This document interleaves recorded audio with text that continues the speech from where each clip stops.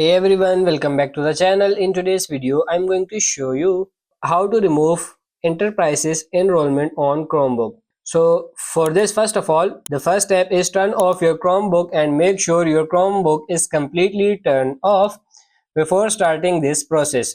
And now the step 2 is enter your recovery mode and press and hold on the ESK and refresh the K power button and enter the recovery screen. Now step 3, you need the OS recovery, and when your recovery screen, press the Ctrl plus D to initiate OS, and then you have to confirm OS verification and presenter confirmation and turn off your Chromebook.